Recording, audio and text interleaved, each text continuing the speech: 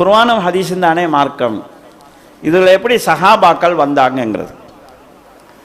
குர்ஆனும் ஹதீஸும் தான் மார்க்கம், அதை நடைமுறைப்படுத்துவதற்கான ஒரு வழிகாட்டி சஹாபாக்கள், அதை புரிஞ்சு கொள்வதற்கான எங்களுக்கான முன்னுதாரணம் சஹாபாக்கள்.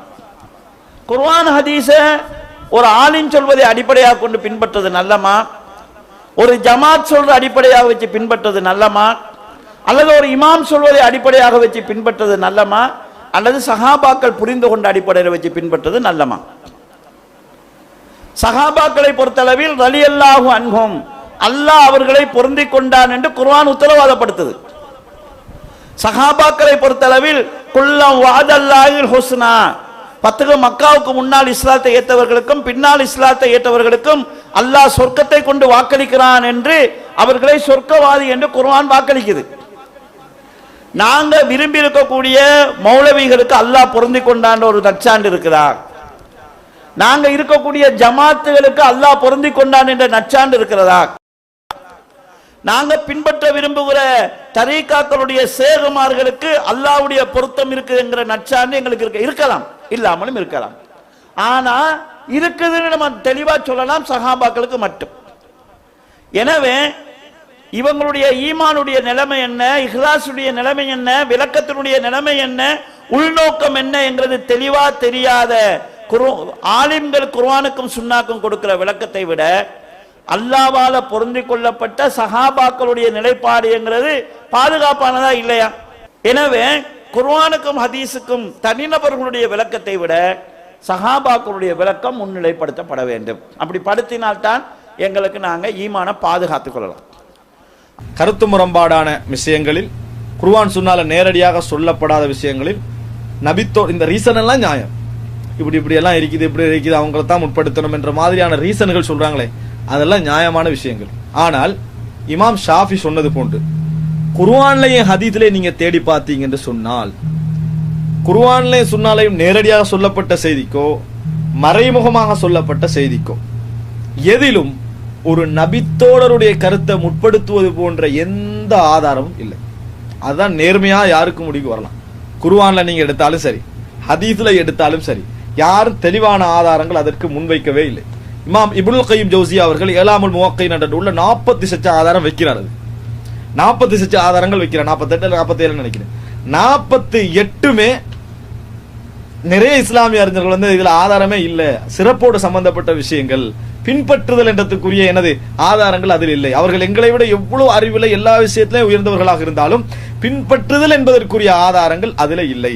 அதனால நியாயங்கள் இருந்தாலும் அவங்க தான் முற்படுத்த விளக்கத்தில் கூட உள்ளவர்கள், நெருக்கமானவர்கள் என்று இருந்தாலும் குர்ஆன் சுன்னால நேரடியாக சொல்லப்படாது விட்டாலும் அவர்களை முற்படுத்துங்க என்று சொல்றதுக்கு எங்களுக்கு எங்கிருந்து வரணும் ஓடர்? குர்ஆன்ல இருந்து ஓடர் வரணும். எங்களுக்கு எங்கிருந்து ஓடர் வரணும்? ரசூலுல்லாஹ்கிட்ட இருந்து ஓடர் வரணும். அல்லாஹ் எங்கள்கிட்ட கேட்க போற கேள்வி, அல்லாஹ் சொல்லி ரசூலுல்லாஹி ஸல்லல்லாஹு அலைஹி வஸல்லம் சொல்லி நீங்க கேட்டீங்களா இல்லையான்றதான் கேள்வி. சொல்லாத ஏன் செஞ்சீங்கன்றதான் எங்கள்கிட்ட கேள்வி. அதனால அவர்களை வந்து நம்ம பின்பற்றுவதற்கு, அதாவது இந்த மாதிரி நேரடியாக சொல்லப்படாத விஷயங்களில் எமது கூட்டை விட அவருடைய கூற்றை முற்படுத்தி அதுதான் சரி, இது வானா என்று முற்படுத்துவதற்கோ அதை நிர்பந்திப்பதற்கோ நேரடியான எந்த ஆதாரத்தையும் காண முடியாது. சில பொழுதுகளில் அந்த இப்னு உமர் ரலியல்லாஹு கேட்கப்பட்ட மாதிரி கேள்வி இதுலயும் கேட்கலாம். அப்துல்லா இப்னு மஸ்ஊத் ரலியல்லாஹு அன்ஹு அவர்கள் ருக்கு செய்தா என்ன செய்வாங்க? கையை எப்படி வச்சு இதுல வைப்பாங்க. இதான் அவருடைய ருக்கு, இப்படி வைக்க மாட்டார். பக்கத்துல அப்துல்லா இப்னு மஸ்ஊதுக்கு பக்கத்து ஒரு புகாரில வர செய்தி, பக்கத்துல ஒருவர் என்ன செய்யறார், இப்படி வைக்கிறார், எடுங்கன்றார். இப்படித்தான் ரசூலுல்லாஹ் வச்சாங்கன்றார். ஆரம்பத்துல தத்பீக் அப்படித்தான் இருந்தது, ஒரு அதை மாற்றப்பட்ட செய்தி. ஆனா அப்துல்லா இப்னு மஸ்ஊத் அவனுக்கு தெரியவில்லை, மிக சிறந்த நபித்தோட ரசூலுல்லாஹ்களோட நிறைய வாழ்ந்தவர், அவர் வந்து அது மாற்றப்பட்டதுன்னு ஏத்துக்கவே இல்லை. இப்ப எங்களுக்கு கேள்வி வரும், அவர் அதுக்கு போற ரசூலுல்லாஹ் தொழலையா? ரசூலுல்லாஹ் காலத்துல ஒரு மிச்சம் இருக்கலையா? ஒரு தொழுகையா ரசூலுல்லாஹ் மாற்றப்பட்ட ஒரு தொலை கிடைக்கலையா? அவர் வந்து ஒரு தொழுகையோட விஷயத்தை அவர் தெரியாம இருக்கிறார் என்று கேள்வி வரும். அன்புள்ள சகோதரர், நம்மளுக்கு அந்த முடிவு காண முடியாது.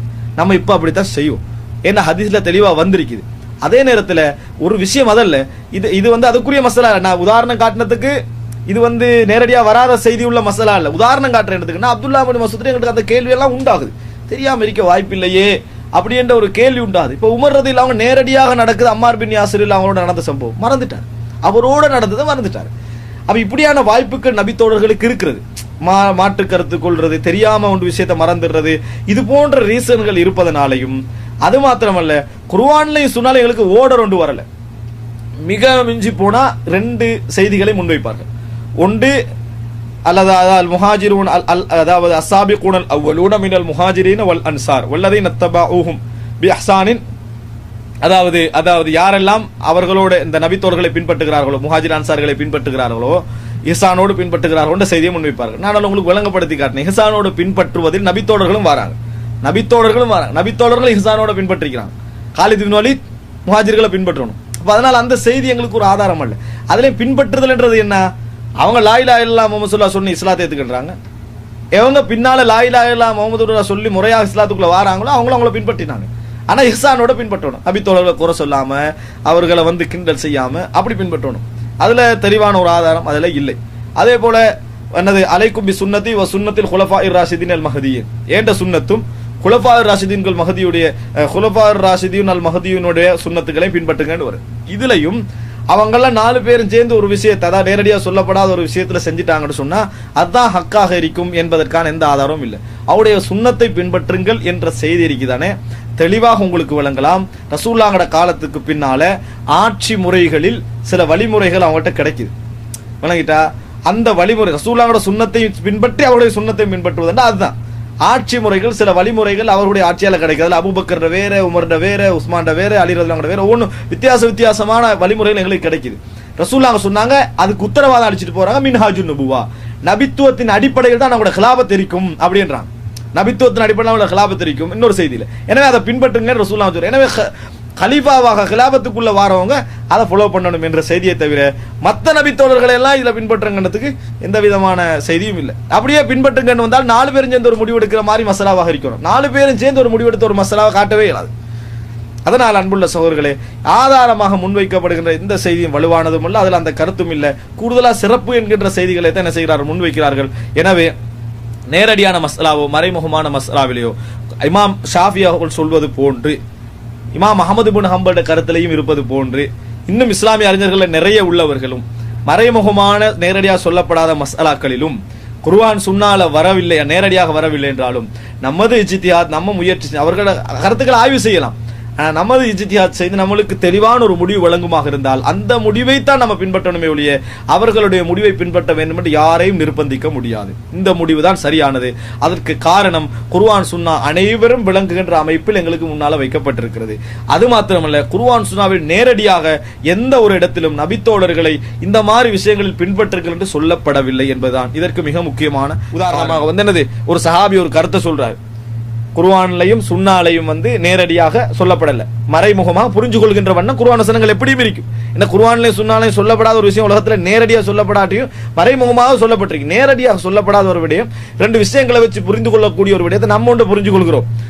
ஒரு சஹாபி என்ன செய்யறாருன்னா ஒரு விஷயத்தை புரிஞ்சுக்கிறாரு, நாங்க புரிஞ்சதுக்கு அந்த சஹாபிக்கு முரண், இந்த சஹாபியை நாங்க பின்பற்றணும், நாங்க செஞ்ச அந்த விளக்கத்தை நாங்க அதாவது புரிந்து கொண்ட விளக்கத்தை விட்டு அந்த சஹாபிய விளக்கத்தை தான் பின்பற்றணும், அதுதான் சலஃபியா அப்படி என்று கொஞ்சம் பேர் சலஃபியாவே சொல்லிக் கொண்டிருக்கிறார்கள். இது சலஃபியாவே அல்ல. அப்படி இஸ்லாமிய சமுதாயம் அப்படி புரிஞ்சு கொள்ளவே இல்லை. ஒரு சஹாபியிட கூற்றை ஒரு மார்க்க சட்ட பிரச்சனையில் பின்பற்றுவதான் சலஃபியாண்டு விளங்கினதே பில. முதலாவது அப்படி ஒரு ஆதாரம் யாரும் காட்டவும் முடியாது. அது சலஃபியாண்டு அப்படி இருந்தா நாங்க அதை பாத்திலோன்னு சொல்லிடுவோம்.